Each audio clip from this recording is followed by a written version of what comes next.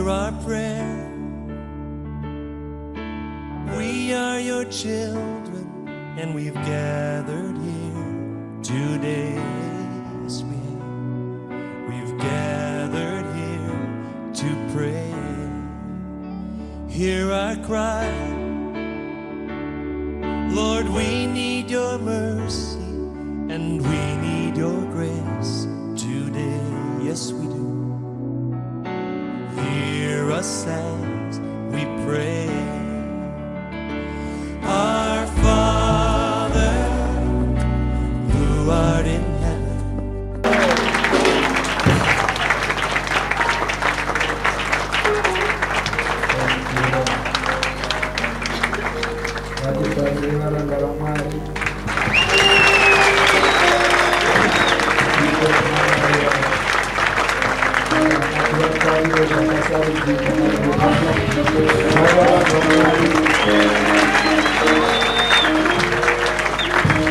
Thank you so much, Mama, for inviting us. Thank you so much. We love you. We thank you for this invitation to our Father. Adikani chino chinokosha tenderwa navaranda vamari kuvawo mukati menzvimbo ino zvinotikoshere semburi yekwazimango. Tibatsirei titende baba namai. Vafarire kufara Jesu. Haleluya. Tende vare vekanda vatugamiri tende ivo vauya. Mwari vakuitire zvakanaka muzita raJesu. Amen. Ndine mapostori renguva dzamangwanani ano. Ndine mapostori remuimba ino. Kaona hondo yataurwa yaitofumuka. Saka hatina chatinotya pane chataurwa. Haleluya. Maziva makaona vanhu vachitya zvinhu zvavakunda. Ukaona warota muroyi uchimuona, chirega kutyazve, nekuti simba rekumuona isimba. Hakuna Satani akaonekwa. Saka kereke ratiende pamberi zvishoma. Ini ndinofarira nguva yekuwoshipa even kudarika yekuparidza nekuparidza. Haleluya. Nekuti worship inokupa kuti uzive kuti Mwari ndiani. Saka toda kuti tingoti wauya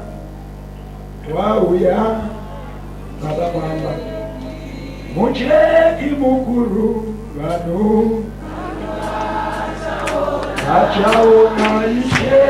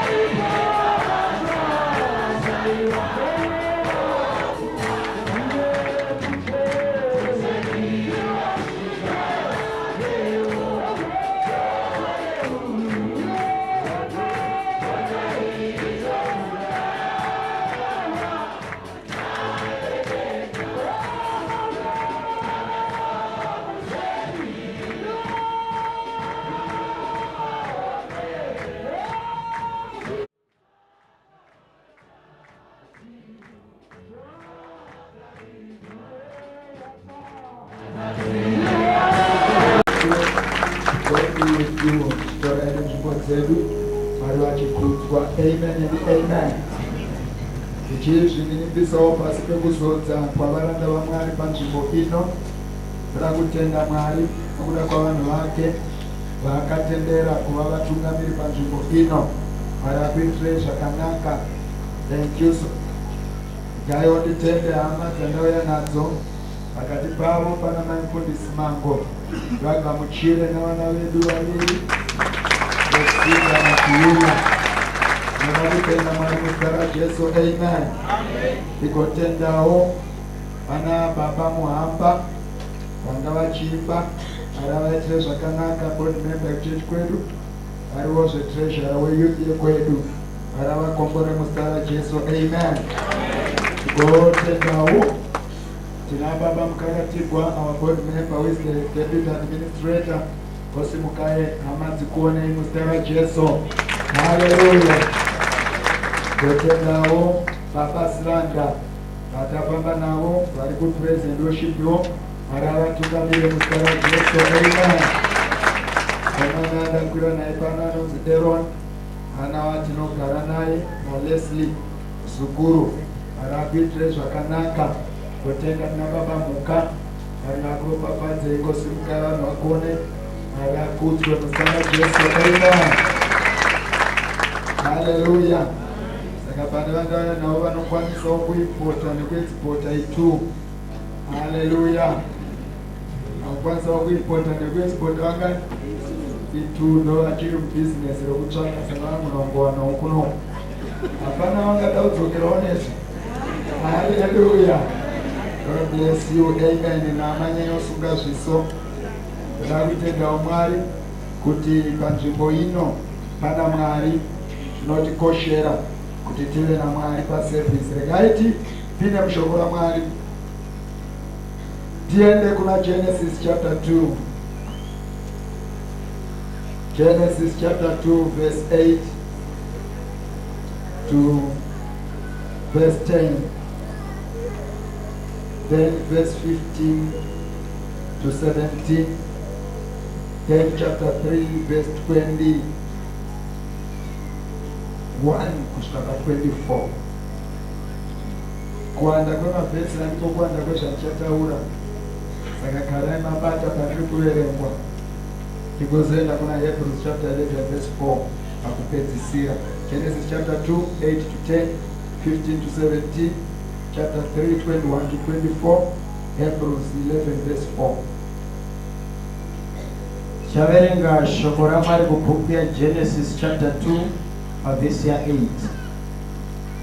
Jehovha Mwari akasima munda muEdheni, kumabvazuva akaisapo munhu waakanga aumba. Jehovha Mwari akameresa pasi miti yose inofadza meso neyakanaka kudya, uye muti woupenyu pakati pomunda, nomuti wokuziva zvakanaka nezvakaipa. MuEdheni mukabuda rwizi kuzodiridzira munda uyo, rukaparadzana ipapo, dzikaita hova ina. 15 to 17. Pavhesi ya 15. Jehovha Mwari akatora munhu akamuisa mumunda weEdheni kuti aurime nokuuchengeta. Jehovha Mwari akarayira munhu achiti, ungadya hako miti yose yomunda, asi muti wokuziva zvakanaka nezvakaipa usaudya, nokuti nomusi waunoudya uchafa zvirokwazvo. Chapter 3 21 to 24. Pavhesi ya 21. Jehovha Mwari akaitira munhu nomukadzi wake nguo dzamatepwe, akazvifukidza idzo, akavafukidza idzo. Zvino Jehovha Mwari akati, tarirai, munhu wava somumwe wedu zvaanoziva zvakanaka nezvakaipa.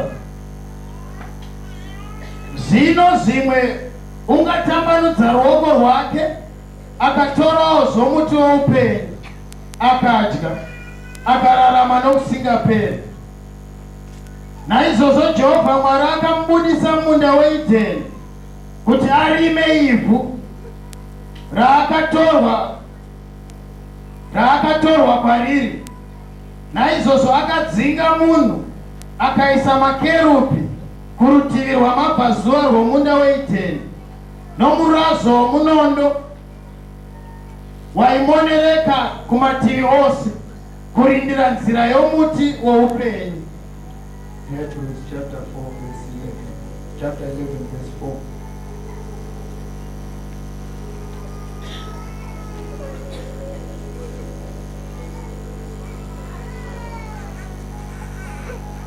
Taverenga kubhuku yaHebrew chapter 11 pavhesi ya 4. Nokutenda Abheri wakabayira Mwari chibayiro chakanaka kune chaKaini, akapupurirwa nacho kuti wakanga akarurama. Mwari akapupurira zvipo zvake. Naiko kutenda iye, kunyangwe afa hake, uchangotaura nazvino. Hallelujah.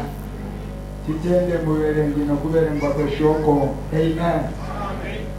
Ndinotenda nokufara kuti ndauya kuchechi yomutana vari amai vangu naye indovati mama imoti mufundisi andiriga ndiri mama wangu imoti mufundisi andiriga. Saka usazonetseka kuti sei vachingoti mama dedi vabereki vangu anditi. Ndoda kutenda Mwari kuti masikati ano Ishe uchandibatsirawo kutaura zvinhu zvishoma, todzokera pamberi paMwari tobatsirwa naShe. Chandinotenda ndechekuti manzwi andingataura angashayiwa simba kuupenyu hwako kana akasatsigirwa naMwari. Kuverenga shoko raMwari rakakura kudai kuitira kuti Mwari agare ataura newe. Chandinotenda ndechekuti Mwari haana tsika yekuunganidza vanhu pasina. Akange atiunza unacho chakafanira. Zvimwe ndingaonawo nyasha dzekutaura navaviri navatatu vandingatenderwa naShe masikati ano. Iwewe basa rako kumanya kupinda pavaviri navatatu vandichataura navo. Masikati ano pane nyaya yandati recover your position. Recover your position. Timu yedu yegore rino panzvimbo ino iri kuti reigning as kings. Chii chamboitika kuti tive netimu yakadaro? Kureva kuti pane mamwe mararamiro nemafambiro ataridza kuti apesana neumambo. But gore rino ndopafani ngatidzokerei paumambo hwaMwari. We are and we must reign as kings. So if we are reigning as kings, where is your domain? Nzvimbo yako yekutonga samambo iri kupi? Vadikani kunamata Mwari hakusi kupusa, uye kunamata Mwari hakusi kwevarombo, kunamata Mwari hakusi kwevanoshaya. Zoreva kuti kana tiri madzimambo pane nzvimbo yatofanirwa kutonga. Bhaibheri rangu roti ndimambo wamadzimambo. Iwo madzimambo acho aripi? Bhaibheri rangu rotaura kuna muparidzi roti pane chandakaona varume chakaipa pasi pezuva. Zoreva kuti kune kwaakaenda pamusoro pezuva akanoona zvakamira mushe, akadzoka panyika akawana zviri opposite, kuti vana vemadzimambo vanofamba netsoka, vana vevaranda vari pamusoro pemabhiza. We are here this afternoon to address an anomaly. Pane chakaipa varume chakaitwa nowakaipa. Toda kudzorera zvino panzvimbo yazvo. Vana vevaranda ngavaende patsoka, vana vamadzimambo ngavaende pabhiza. Enda unoverenga zvakazarurwa. Inoti ndakaona chiratidzo muchadenga chemukadzi akafuka zuva makore ndodhiresi, akatsika pamusoro pemwedzi. Ukaenda kuNazareta kune musikana asati apera kuroorwa anonzi Meri, but ndiye aonekwa akapfeka zuva. Masikati ano titenderewo tidzokere panyaya yedu panzvimbo. Hallelujah. Vanhu vakaona Mary haasati apedza kuroorwa, haasati akumurume, vati Johana achimuona anona akapfeka zuva. Shamwari, pane maonerwo unoitwa kuchadenga, hausiri panyika ineyi. Mudenga pane maonerwo ako. Toda kupindikura pindi zvenge zvatsva. Masikati anotodzokera paorder. Recover your position. Hallelujah. Chinonzi position, it means a place or a location. Zvero ati pane imwe place yausisiri yatiri kuti recover your position. But yandinofarira ndeinoti status, kuti position kureva status. Pese paunonyora status yako, married, divorced, whatever, ukanyora working, employed, whatever, is status yaunaweza kudii kuportray. So if we are to recover our status, a status is a legal condition, a legal right. Saka ndine vamwe vane status isiriyo pana, anoti akaisa WhatsApp status yake inotaura nyaya dzake, inorondedzera chaari kupindana nacho. Anaisaka mwana kakapunyaira kane musodzi, ari kungoda kududzira status yaainayo. But masikati anotoda kudzokera pastatus yaJehovha. Tiri kuda kungobvisa mamwe mastatus varume wedu. Pane zvakapfekedzwa vana vavanhu zvisiri zvemhando yavo. Pane zvakaitirwa nyika yokwedu zvisiri zvekwedu. Shamwari, umwe urombe neurombo hahusi hwaJehovha. Kune vamwe vanoti ndakarohwa neshamhu naMwari. Mwari harove munhu neshamhu yekushama. Ndosaka Adamu naEve vatadza, haana kuvaendesa vane mashizha. Wakatanga vaitira leta, ndobva tichibuda mukati, anokuburitsa wakapfeka, anokuburitsa uri right, haana utsinye hwekuti akutadzira, anomurova nekushama. Ndosaka David atadza, unoti Baba, ndidzidzirewo hoto dzine vanhu mukati. Ndoda yenyu inemi Mwari, nokuti tsitsi dzenyu izhinji. Zvoreva kuti Mwari ane mano kutendera kupfuura namwe, but mune expiry date. Ndoratati nhasi expiry date radi. Hallelujah. Hallelujah. So this afternoon we need to declare and recover our status. Tine vanhu vane status isingaite pana, but havazvizivi. Ndosaka theme yati reigning as. Hallelujah. But kune vamwe vakaita sana Gideon, agere muchisviniro chewaini, achipura zviyo kuita zvinhu zviri opposite. Muchisviniro chewaini munosvinirwa waini, amupurwe chi. Hanzi ndiri kurasa vakaingira Gideon, vakanditsvaga kuchipuriro, havandiwani ndiri kuchisviniro. But yauri kuita muchisviniro haiitirwa muchisviniro. Varume kudya muratswa, kupurira zviyo muchisviniro nyaya. Pane anodya nokushaiwa option, koita anodya nokuda. Vakasiyana. Ndosaka toona kuti zvinosimbisa mumwe pakudya zvinoondesa mumwe. Nyaya ndeyekuti mumwe ari kuzvidya ndo zviripo, but mumwe ari kuzvidya ndo zvaanoda. Saka maeffects acho akasiyana. But if you recover your position, Adam na Eve vasikwa naMwari, anovasikira kunze kwegarden, but haana utsinye hwokusika munhu asina pekumisa.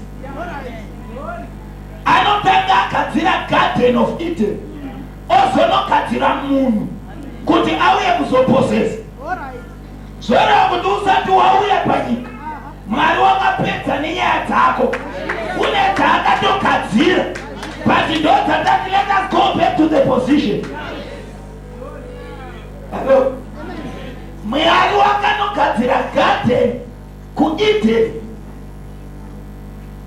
Wapanzwa palewe, akagadzira garden kuEden. Eden zvinongoreva pleasantness, zvinhu zvinofadza, zvinhu zvakanaka. Hallelujah. But where is your Eden? And where is your garden? nekuti Mwari achitidana une chaakatiitira kuti tiuye kwaari. Anoda kutidzorera zvakadini. Kuti varume Bhaibheri rinoti tinodzorera zvakadyiwa negwata kwake, makore akadyiwa namuteteri. Harisi kuti kana ndisina kupinda mupurema ndichadzorwa purema. Riri kuti ndinokudzorera makore akadyiwa negwata kwake. Kureva kuti makore iwayo ndinonomashandisa pataimu yandava. Haleluya. Saka kana wakadirwa 10 years wakafanira kufa une 50, chiziva kuti wakuenda pa70 nokuti wane increment. Amen. Zvino Adamu ndobva atorwa asikwa, ndokunoiswa mugadheni rakaprepewa kare. Life yako yakaprepewa naJehovha. Ndosaka achiti kuna Jeremiah, for I know the plans that I have for you, plan to prosper you and not to harm you. But hama we ukaenda kuna Job apedza kuverenga rugwaro achidwirwa nenhamo yakamuwira akati here, this is the plan of God. Chapter 38 yaJob inobvira tiyo, ndiani anodzima zano rangu nemashoko asina zivo. Nai varume, zano rokureva ndarese, zano rokureva mombe dzese, zano rokuisa maronda pamunhu. Nyamba Mwari vari kuti Satani haazive yandoda kuitira, rega amanye kubata zviripo, nekuti kana ndoda kuendesa pamberi ndinotanga ndakirieta yevacuum. Pane vamwe vaiva mbozha panapa, pane vamwe vaiva vakuru panapa, but unoita kunge wakabvisirwa. Don't worry, there's a time of your restoration. You are getting a reposition. Pane zvaakuitwa naJehovha, pane zvaakuitwa naMwari, zvaanoti Job pachapter 42 verse 5, anoti ndakanzwa Mwari nenzeve, but nhasi ndamuona. Varume we, situation yako ndeyekuti uone Mwari. Hallelujah. Uona avinendawe Mwari vachisika Adam na Eve, vanoti let them have dominion. Bvunza neighbor wako, do you have dominion?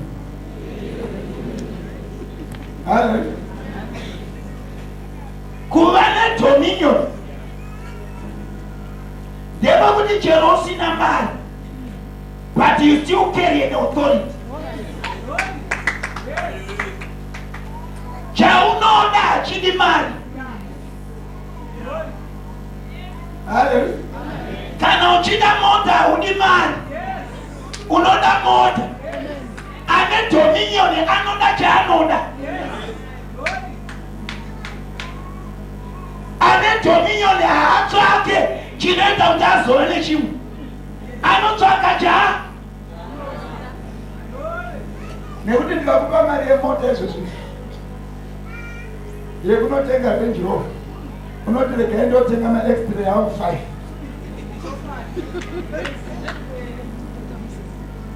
Itsika yemunhu. Ndikakutenga unotenga hembe, ndokupa $300. Ndikuziya hembe yandoda kuti iwe unoda unotenga 10 dzema$20. Hallelujah. Kana wakuda dominion, Bhaibheri rinoti Mwari ndobva amedza michero yese mugadheni, ndobva ati zvokudya zvako zviripo mukomana. Halo, chitanga kutumidza mhuka mazita. Awite authority pachinhu chausina kutumidza. Hallelujah. Chaipirwa authority yekutumidza kuti ave nedominion over creation. Saka paaitumidza chaitora shape yezita raachipa. Why ava nedominion over? Ndosaka tiona kuti vaitapa vanhu vanoti kana vakutapa vanokuchinja zita. Anobvunza Daniel, Shadrach, Meshach naAbednego, vanoti vatapwa vanochinjwa mazita. Varume masikati ano pane vakatumidzwa mazita asiriwo, but varume we ndauya nenyasha dzaJehovha dzinodzorera dominion. When you have dominion, you can do what you want to do. But the church has a dominion. Those are what you want no matter. Unaenda mnamato kuchwa. Ikawa na 5%. Yevan wanaona matano kama wako hata bana. Church hapo. Vazhinji tona matano kuchwa. Baba mutidzinge ukondo baba panda kurara varo ikawashewedzo baba ninovhara mikova yose inouya pamba pamugete ndavhara. I see you muna mato wefiye zizi rikangokuma panze wamuka baba ndinoraira ndinotuka mazizi aiwa mazizi anoma takavata ndinotomuka toona evidence taakumuka mangwanani kana baba nana mai vakomani vasikana haisi nguva yekutya tiri rudzi rwaMwari tine dominion in our lives. Ungatwa kubasa kwakuita kuita retrenchment ndopaunouya every day na ha5 unenge wapa church na 7 na 8 vamwe vaenda wakuenda na 9% wapa church. The devil is a liar. Handina matiswe ne retrenchment, handina matiswe ne mazisa. I carry dominion. One thing that I know is that my Redeemer liveth. He will stand up. Say you want to get a cut over my life. Come on, faith. You must carry dominion. Canone dominion na unachosha. Hello. Hata miacho pesa ne shumba. Hello. Nekutangane dominion over shumba. Bati paka tatu akatanga za shumba. Yambe ngane simba pamsoro pale. Chauru kuchika chiri kutokuchika. Unotwa rekapi achitaura nemaspice paJericho. Anoti takanzwa nezve. Takanzwa nezve. Varume vese muguta muno avachina moyo. Vakatopara. But Israel pairi miri paJorodhani iri kutotya kuuya. Iri kuti Jericho yakakombwa. Iri kuti Jericho kune monya. But Bible iri kuti takanzwa nezve. Shamwari vakadonzwa nezvako. Ndosaka vachitaura nezvako. Iwe ukaona mamhepo achikuwandira ari kureva kuti une destiny hope nekuti asina basa agadwe. Asina kwarineda hana hondo. Saka vanodai nindireta ndina hondo. Ita muna vamwedu.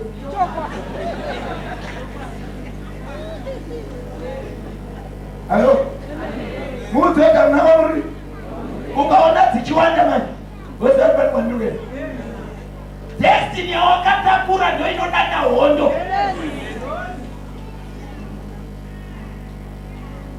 Kana vanhu vakaenda kuna president Mugabe vakati kuna simango grena rakutukana kunotonotsvakwa umwe mupurisa wokune rimwe bhesi kuti endai munokatora. But ukanzwa vauya vega kuti ndiri kutsvaga simango, ziva kuti madimension edu akafanana. Hautsvakwe nemunhu ari pasi pako, unotsvakwa ukaona bosi wako achikumaka ari kuziva kuti une semurenje. The devil is alive. Chechi ndo isingagone kushandisa nyika yomwe. Nyika inonyuma. Hallelujah. Amen and amen. Ndosa wachona kuti Goliath paakaona David achiuya wakazvisimbisa but wakaziva kuti kwauya nerengi. Ndobva ada kushandisa mashoko ekumudzikisira. Kandi matumira imbwa yakadai maita sei.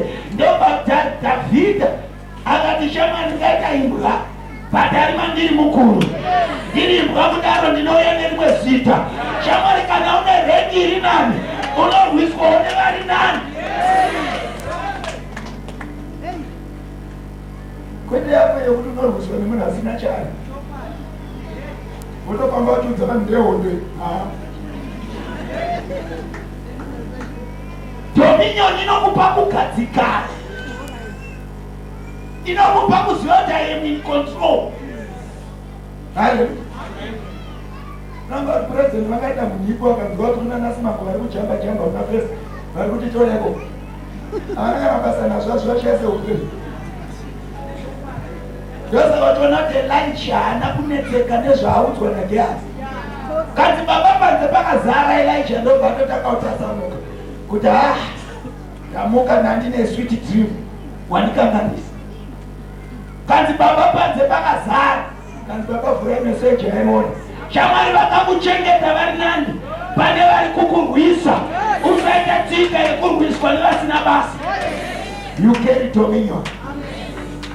Number 2, Bible not end, be fruitful. Be.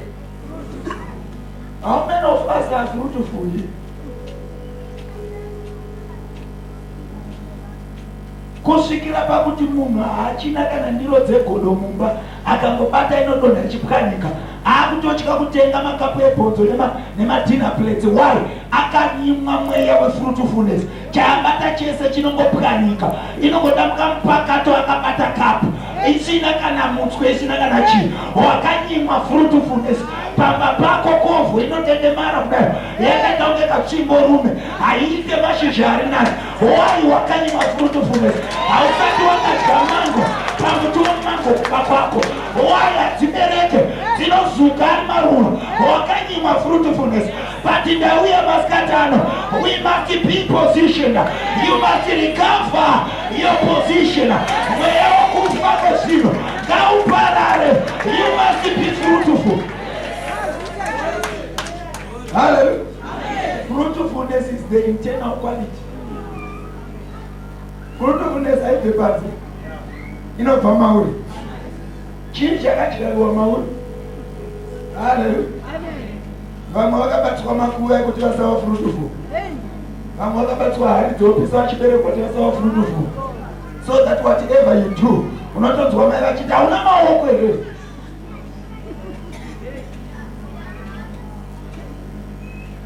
Pamba pane fruitfulness ukasvika unonyatsoona garden racho chero rinokuudza kuti munhu haana yadhi but ane ari fruitful. Uipinda magedhesi kwako kwega ndo unoshayikwa mvura yekudidza mavheji. Unotanga kutenga kubva pavheji kusvika kunaita zvimwe chokupedzisira chacho. Halo, nekuti muchechi ngatava nevanhu vasiri fruitful. Anongofunga kuti kuenda kuchechi kunoimba nokudini nokudzoka. Akauya toenda Bible rati be fruitful and multiply. Multiplication inongoreva kuti munhu ararame ne1 salary. Multiplication i 2 words dzakabatanidzwa. Multi and ply. Multi means many. Ply means a layer. So if you are multiplying, you must have many layers. Ndosaka Bible rati rwizi rwaibva muEden ruchinodiridzira garden. But waita 4 kana rwapinda mukati. As long as une 1 salary uri pedyo nokushaya basa.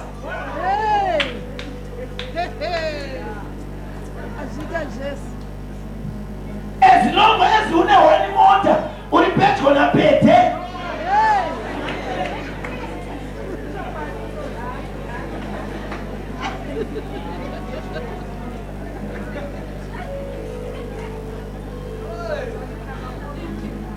Order yamari iri kuti be fruitful and multiply. Before you multiply, be fruitful. Usati waita vana 10 boita dzimba 10.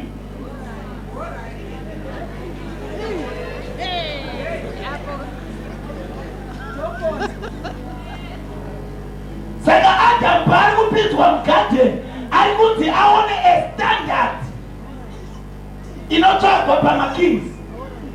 Reigning as peace. Hallelujah. Hallelujah. Saka a king wemhando yako you are assured. Adam ari kupiwa garden rakapera kugadzirwa because he is assured. Hallelujah. Ari kuti work and keep it. Paweka vanhu vazhinji vanomati punishment. No, it's God's design. Working is God's design. Punishment is the job.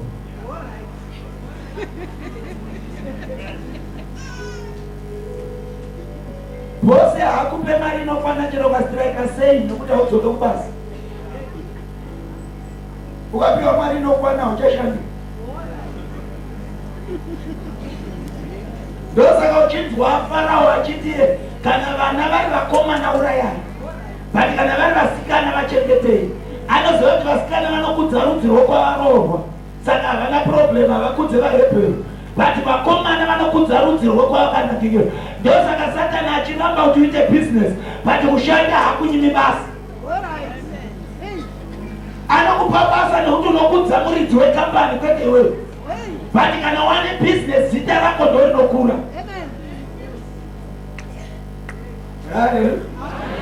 Satani haatendi kuti uite business inofamba, but basa anokupa raunopinda na7 uchibuda na6 kusvikira wakutengeserwa hembe dzempedza namo muna fest wakavharirwa muofisi. Vakomana vanomukaina mpedza namo unohodha hembe $5 odzokawo ainawo dimwa yeperfume okuti ndabva nayo Dubai kupi upedza namo. But nokuti wakanyimwa mukana wekuti uve fruitful multiply, unoswera wakavharirwa to the extent yekuti hauziva kuti zvinhu zvakachipa kudowntown zvotorwa zvotengeswa kuuptown.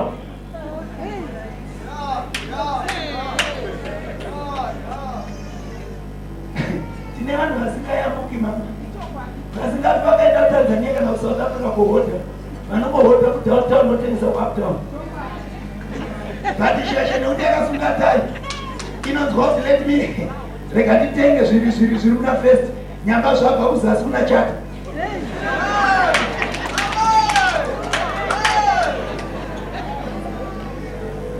Ukapirwa fruitfulness unopinda busy nepasingapinzi busy. Bhaibheri rati vaMidhiani vaiuya nguva yekukohwa, vanga vasingauya pakusakura kana pakurima. Fundo kamusanewo pati pakukohwa Midhiani facha ndio pavatorerwa pfuma for 7 years kusvikira vasina chinhu. But ukaverenga Gideon anoti chititora bhuru remudanga vababa vako re7 years uende kunopa offering. Zvero kuti shasha yarohwa nevaMidhiani yakabata chipo chaMwari 7 years ichitekaira nechipo chaMwari usvika 7 years ari. Ukaita munhu anonyima hauna kwaunoenda chero tikakuti uri kane tsoka pakunamatira hausimuki muupenyu,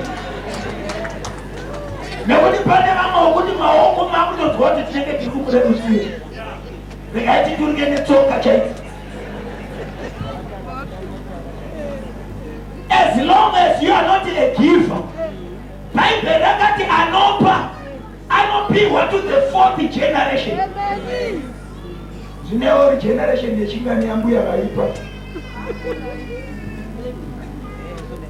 nekuti vamwe makatanga kunyima kare, vamwe ndiwo kurova gugugu mwana wako hachina. Mazuva ano kana munhu akapinda mumunda menyu akadya ipa ibafa, but mbuya venyu vaiti pindai mudye musatakura kusiyira vanoteera. Ndosaka uchiona kuti kumusha hakuchina kana mombe 5 mudanga. Yeti Deuteronomy inoti ropafadzwa muguta uropafadzwe kumusha. Inoziva kuti as long as munhu akanopafadzwa nemaikonomi maviri anokunda. Kana uchivaka imba kutauni ukaona rufu yoramba unonotengesa mombe 10 kumusha wopedza rufu. Kana business raflorisha mutauni wotora unotenga mombe wese mudanga. Anoziva Mwari wakarongeka. But taita vatendi vanorarama ne1 economy yekutauni ikarohwa neinflation zvako. Be fruitful and multiply. Hallelujah. Be fruitful and uri fruitful and from that petrol.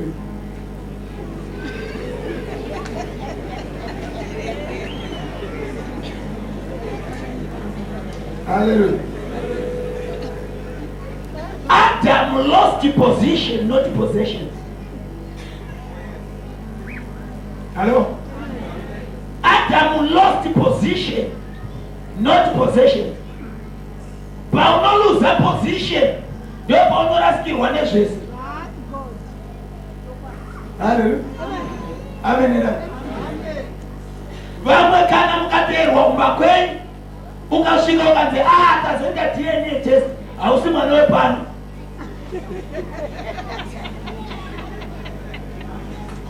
Chiripo ndechekuti zvese zvaukaunazvo chero waungadhiraivha mota wautoziva kuti zvadi zvavo. The moment you lose your position, vamwe izvezvi zvimulife mako hamuna kana chine zita rako. Une company car, company house, fiyo yacho ndeyekubasa, hautozivi kuti inoita mariba. Musi waunongotorwa position yekubasa necompany house necompany car nemabenefits zvadi,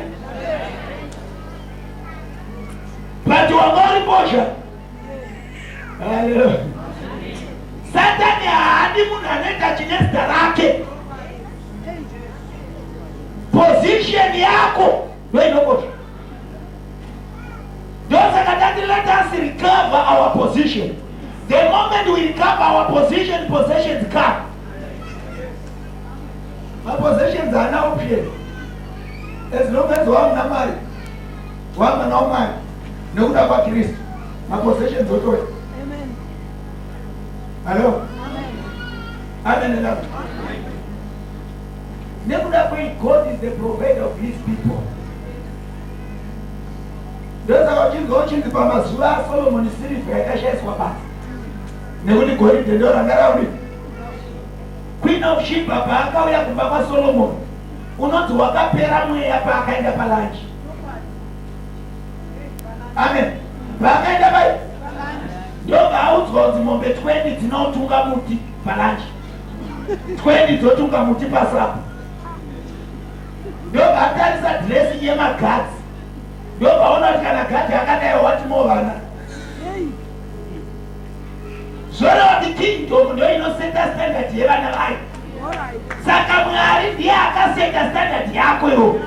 But chiri kuitika Satani akutora advantage nekuti hausi kuziva position yako. Pakambani pauri you have a position. It is better than CEO.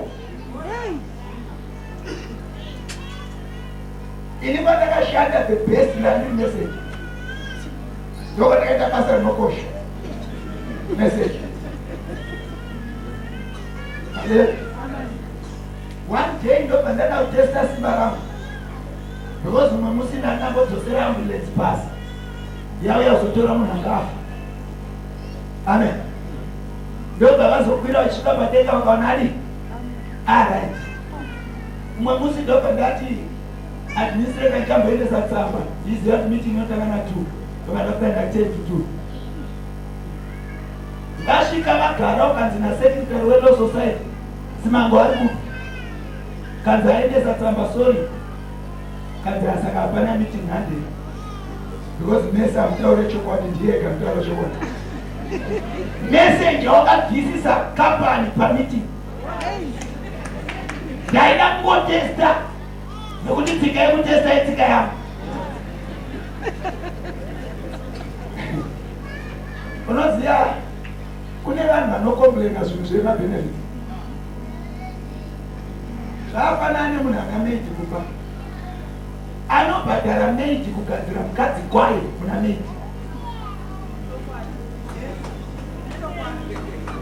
Maid wacho achitokomplaina apa achigadzirwa kuita mukadzi kwayo asingadzoswe. Vana vamistress vachinodzoswa nekuti havasi vakadzi kwavo. Maid achinororwa achidzoka achitofarana mwana achiti mama makandikira zvakanaka apa waimubhadhara. Ndoya unonzwa muchinzi vana Shifra na mai vaMose vaibhadharwa kuyamisa mwana wavo. Saka paunoti disadvantage yeadvantage yako.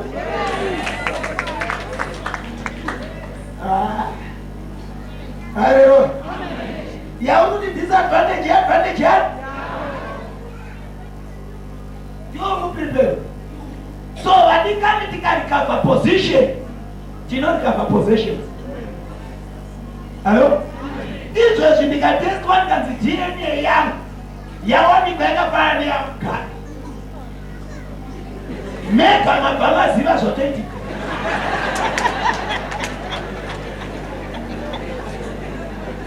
Hello? Mese baba munotambura kutouya kuzondimirira pana. Ndatochengetedza. Nekuti ropa rangu rafanirana. Ndosaka Jesu akasiya denga, akasiya kupwinya, akasiya umwari, akauya panyika, akaisa DNA yedenga, akati wava mwana waMwari. Kuna vose vakamukamuchira, wakavapa simba rekuti vaziva navaMwari. Shamwari naJesu tava neauthority. Hapana chichatibata, madhimoni haana simba. But do you know that? Uruzviziva here kuti mwana waMwari. Hallelujah. Uruzviziva here kuti mwana waMwari. Funza neighbor.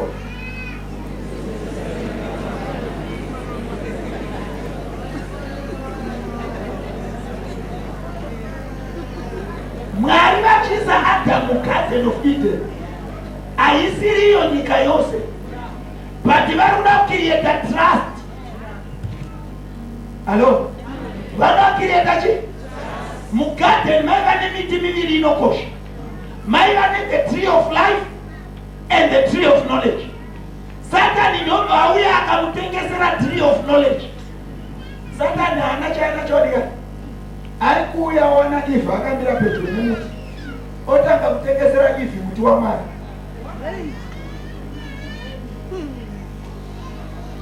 Arikuwana Eve akamira padhuze nemuti waMwari. Eve ndowaMwari. Ndobva Satan angomira ndobva aita ajabu. Kanzi unoziva here kuti muti uyu ukadya unoita zvakanaka. Haana kunomudyisa muti woupenyu, wakanomudyisa muti we. Yet knowledge is dead, but wisdom is life.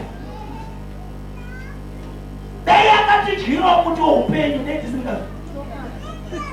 But paakadya muti wakanzi usadya, nokuti nemusi waunoudya uchafa. Vamwe vakaverekai papa vanotiseka zvokuti dhukanzi Adamu haana kufa. Wakasara achidii? Mapisarema ndo inotidudzira inoti 1000 years is equivalent to 1 day to God. Saka hapana munhu akararama 1000 years.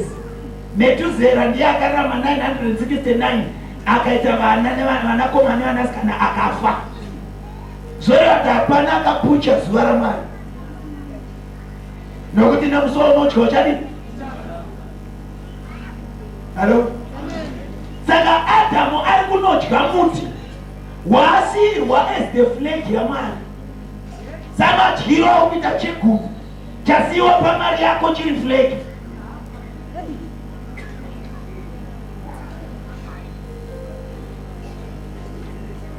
Yobani? Mwari wasiyawo flag yake mugadheni kuti zvimwe zvese shandisa. But ndasiyawo flag yemuti wokuziva kuti usaubata nekuti ndiwo unotadza kuti I have authority over you. Iwewo you are a vice regent panyika, uri mutevedzeri wangu unotonga panyika. But ndasiyawo muti wangu. Ivi ndobva anakirwa nemuti waMwari kudarika imwe yese.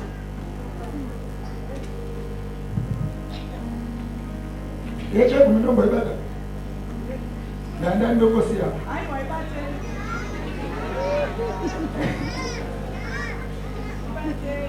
kuti patei wanziziya chi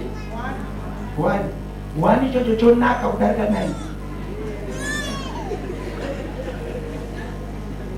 Kuhwa kuti ndikadhaya 1 ichi ndikasachidya zvindiitire zvakanaka.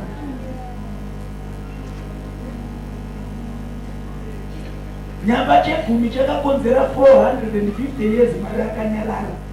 Kubva pana Malaki kuenda pana Matthew. Mwari arizi. Saka nekudya kwaunoita ukaona Mwari akanyarara.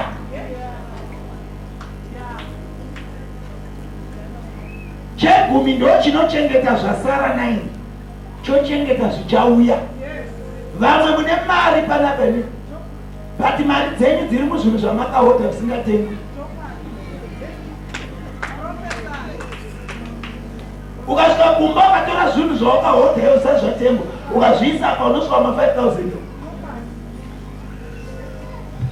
Ukatora bhuku relisti rezvikwereti ukatanga kuedha so unosvika kuma10,000 iwe. Haubhadharwi nekuti hakuna anoronda. Anoronda zvikwereti ndiMwari kana umupa chegumi. Haana mwana anobhadhara chegumi anoramba kubhadharwa. Hallelujah. Vamwe manje tiri matsotsi. Unonzwa kuti 300 yakawandisira manje. Ndikandimpe 150. Because ndendiri highest pachechi. Saka ndikandimpe 150. Izvozvo ndo zvinotorovesa kudarika asina kubhadhara. Hausati wakaona marovero anoitwa mukadzi ane murume aita chikomba. Anodarika musikana asina mukomana ane vakomana 6.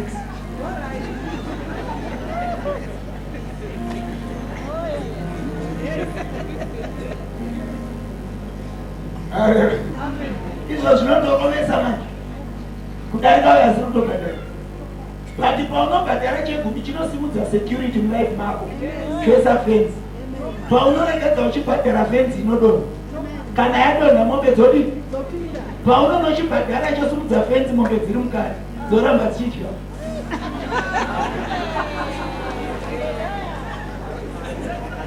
Ndosaka Israeri ainzi kana wouya nacho unouya neinterest.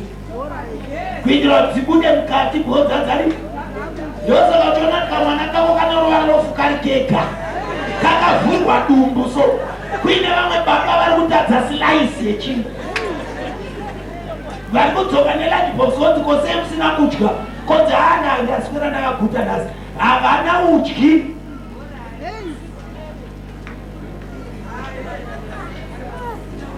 Muri 4 munodya 50 kg yehuku pamwedzi. Nega muchibvunzana huri kuendeka. Makavhurirwa udyi. Murume mukuru unopinda mutauni $100 unoshayiwa kuti $10 yaenda kuadya madonati.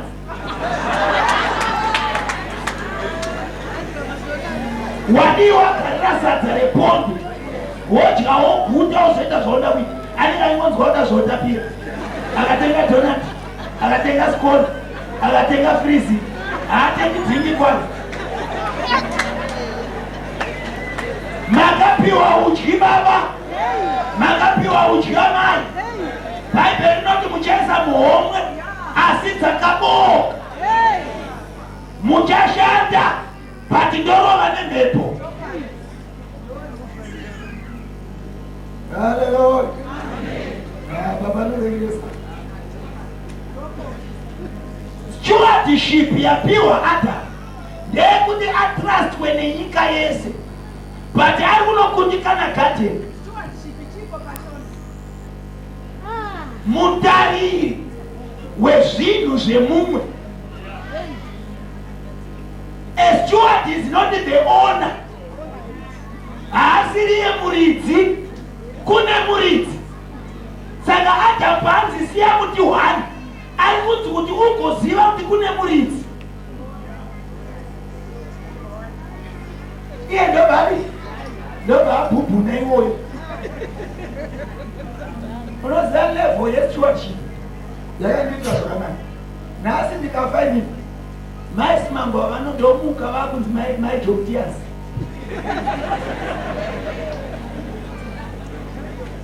Vatorohwa nemumwe. Vatova nesinimu yemumwe. Why? Because I'm just a steward.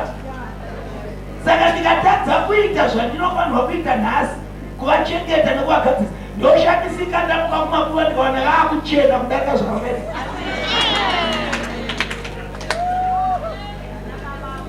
Ndosaka uchiona vana baba vachichiva vana vechikoro kana vachipiwa vakadzi vanogadziswa nevamwe. It's because vari kufeila utariri pamudzimai wako. Haasi ukamushongedza uyo anoita zviri nani. Ndosaka Bhaibheri Proverbs 12 richiti kukudzwa kwaMwari kuvika zvinhu asi kukudzwa kwemadzimambo kupetenura. Zvinoda kuti dai aichena machenero anofanirwa kuita mukadzi wako hawaimuwana waiwana competition. Saka akasiyiwa aine kingi kuitira kuti ugomugadzisa zvaunoda.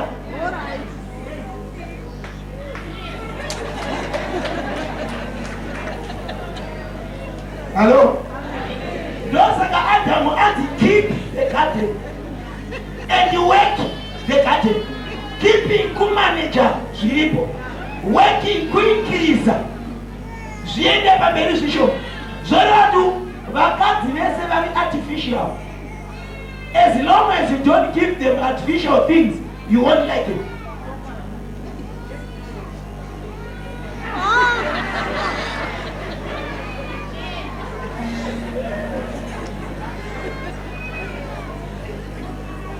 Stewardship inobata kubva pamudzimai wako, haingobati kuMwari nezvinhu chete, inobata nezvauinazvo. Ndosaka uchiona kwaIsraeri kwainzi usarova mombe kuti inotsemuka musana. Halo? But nhasi unoona kakomana kapfeka tirauzi rakapova machoro kacho kanokangana kuti zvinotorepresenta kuna Mwari. Usarova ichitsemuka chii? Nekuti kana uya kuofanira haidiwi, kana ikatsemuka musana kana kubhenda wanda. Iwo ndo vanobata mari yako uchidai kudai kuti ndakuenda kokanda kuchechi. Iye yanzi usarova musana.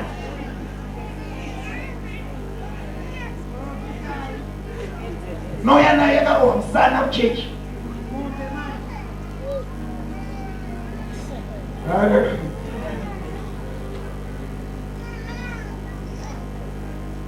Stewardship utariri unoenda pavana vako vakanogara navamweni vanonzwa kuti kuri right, vakagara newe vakangonzwa mota achipinda pagedho pipi magumbezi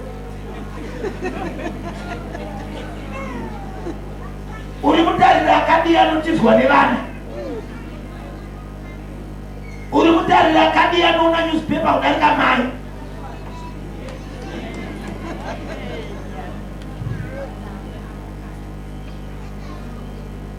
Mutariri unogara paWhatsApp achinda kikiki paina nenyaya dzina nari pamba. Haleluya, haleluya. Adamu ukagadzira mabhasikoro iwewe, mai vachienda kunoshava vanodzoka nefurutu shasha yese rekatandavara ipamanga. Ndo painoona mai vachiti baba hamuna chamakaona. Ndobota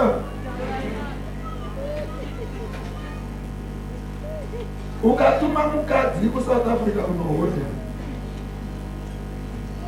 achinohodha zvinhu zvinodei, iye achinzi mudziyo mudiki, anozvitakura sei?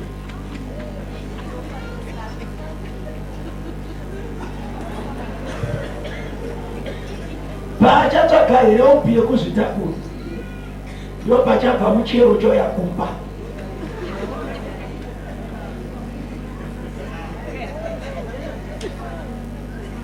Vakadzi vakatanga kuenda kubasa nekuda kweSecond World War, varume vese vaenda kubasa.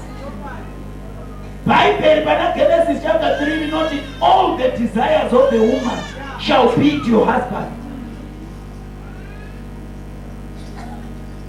A man must work chero usina basa. Hakuna murume anokundwa salary nemukadzi. Chero vakaenda kuma-equal rights vakati all their desires shall be to the men. Because there is a blessing upon a man to look after your wife.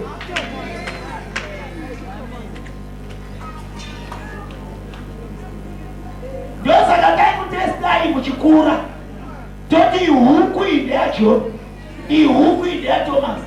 Waiwana yaJohn ichiita mazai 20 yapedza yotanga kumwa ese.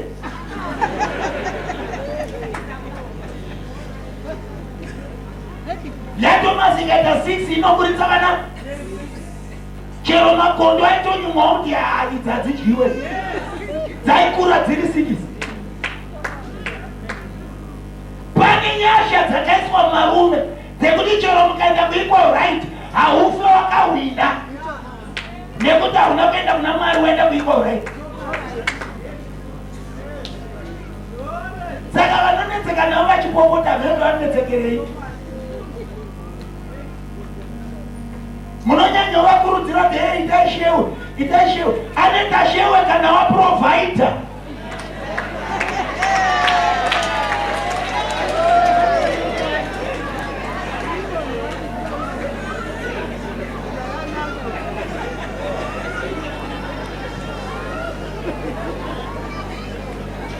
Can God trust you?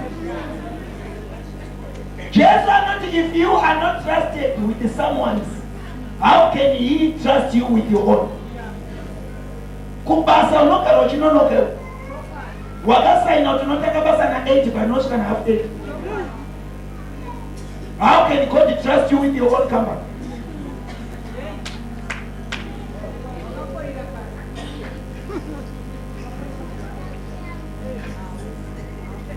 Vamwe ndikunotosiya maturika mabhachi muoffice muchienda unaenda zvani.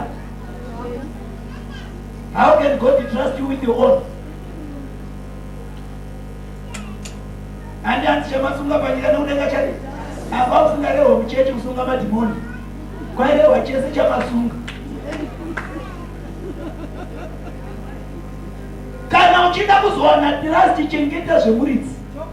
Adamu pawakaudzwa instruction Eve wanga asipo.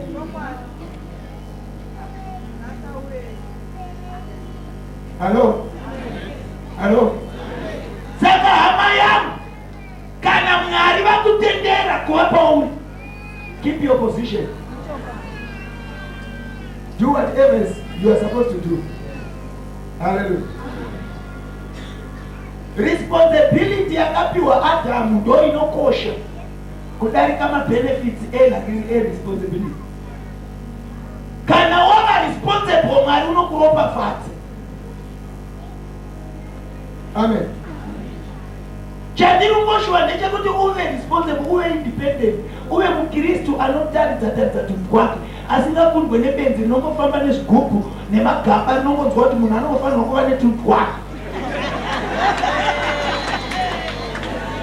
Munhu anofanirwa kugukuchira tuntu kwake. Haridi kufamba zvisina chinhu, hakuna benzi rinofamba zvisina chinhu, rinomaunganidza. But tine mukristu kwaye asi ruda kuva responsible. Hallelujah. Nekuti tinganamatira mamhepo asipo, tirisu tisipo. Recover your position. Do something. Hallelujah. Mumena Mwari instruction yake ukatedza evamwami navo. Ukatedza evamwami. Satani wakangwarisa anoziva kuti ukava neauthority wakugona kukunda zvinhu zvese, saka anokubira authority over your life. Anokubira authority. Yet you must gain authority in whatever you do. But we must find our way back to the position. Ndosaka vaHebheru yatiyo Abel nezvipiriso zvake vakagamuchirwa naMwari. Zvoreva kuti Mwari paadzinga Adamu garden wauraya mhuka ndobva asona dehwe kuita hembe, achitaridza plani yake nemunhu kuti neropa ndinogamuchira, nesacrifice ndinomugamuchira. But Adamu haana musi wakaenda paaritari, saka wakadzokera kunorima kwaakatorwa. Anoti buda mugadheni uende kwatakatora ivhu rako, nekuti munomwa uchatenderwa. But Jesu auya panyika anodzokera mugarden of Gethsemane, ari kunodzosera munhu inside, ari kuti wakaburitswa. But you are coming back into the garden. Kukundwa kwedu kwaiva mugarden, kukunda kwedu kwaiva mugarden. Ndosaka tiona Judas Iscariot anouya navanhu kugarden aiziva kuti Jesu hawanikwe kumwe nekuti auya kuzokunda ndinonosangana naye kugadhena nekuti ndokwakawira munhu. The devil is a liar. I need my way back into the garden. You need your way back into the garden. But akungotsokerwa. Hallelujah. Hallelujah. Abhero wakanoziva plani yaMwari. Ndobva auya nechipiriso cheropa. Kaini ndobva auya akagukuchira makabeji. Ndobva asvika ndobva ati pamoto njo. Nyamba kabeji haritsve. Ndobva ratanga kupfungaira. Varipo vachipfungaidzwa. Ndine vanhu muchechi vane chinamato chinopfungaira. Haleluya. Ukaona wasangana nemutenda nechinamato chinopfungaira wapinda bhizi. Nekuti kupfungaira kunotosora vanhu. Pese paasvika mutendere unotosora. Akasangana nemi muchiwirirana muri right, anosiya matosorwa musina chinamato kwacho. Why masangana na Kaini auya nemakabeji. But kana Abhero akauya neropa, anouya munosiya chinamato chakatarisa mudenga. Kunoti chiutsi chaisimuka chakatarisa mudenga. Bhaibheri robva ramuita baba wokutenda. Hariti Adhamu nokutenda. But rinongotangira pana Abhero. Roti Abhero nokutenda. Faith is the substance of things not seen, but the things hoped for. Zvisina kuonekwa nemeso ndio zvatinotenda nekugamuchira. Varume wePita taura zvakanaka yoti kuna iye wamakatenda kunyangwe musingamuone zvino, kuna iye wamakagamuchira kunyangwe musina kumuona. Ndinavo here vanotenda. Nekutenda tinodzokera panzvimbo, nekutenda tinodzoserwa paposition. Abhero haana kuuya nechinopfungaira, wakauya nechinotsva, nekuti chinotsva chinoenda kupachigaro. Vana baba nana mai masikati ano tinoda kudzokera pachigaro chaMwari. Masikati ano vana baba nana mai, vakomana nevasikana, tinoda Mwari muupenyu hwedu. Life yako haina chimwe chiri kunetsa. Macertificates unawo, kudzidza wakadzidza, business unaro, but hapana chiri kubatika. Panoda anodzokera paposition, anosiyira Mwari nzvimbo yake, iye osara nenzvimbo yake. Zvaakati usaita usaita, zvaakati uite ita. Vana baba nana mai we, kana tikagona kunamata chinamato varume we hachisi chefashion. Chinamato vana baba we hachisi chefashion. Yenye kuita fashion yechinamato handiyo inotsvakwa naJehovha. Pane kunamata kunotsvakwa chinamato chemoyo chinonzi naMwari. Hatichadi chinamato chekubvarura hembe, ndakuda chinobvarura moyo. Varume we kunyikwa Israeri vaiti kana vonamata vakuchema vaibvarura hembe, but varume mwaka uno hatichabvaruri hembe, taakubvarura moyo. Nekuti Bhaibheri rinotaura kuna maPisalema chapter 51 rinoti Mwari haatsvage sacrifice, but anotsvaka moyo wakaputsika. Ndiri kutsvaka umwe munhu ane moyo wakaputsika masikati ano. The devil is a liar. You must recover your position. You must recover your position. Mumwe nemumwe ngaende pazvinhu zvake. Mumwe nemumwe ngadzokere panyaya dzake. Akabatirwa basa ngadzorerwe basa. Akabatirwa imba ngadzorerwe imba. Akabatirwa murume ngadzorerwe murume.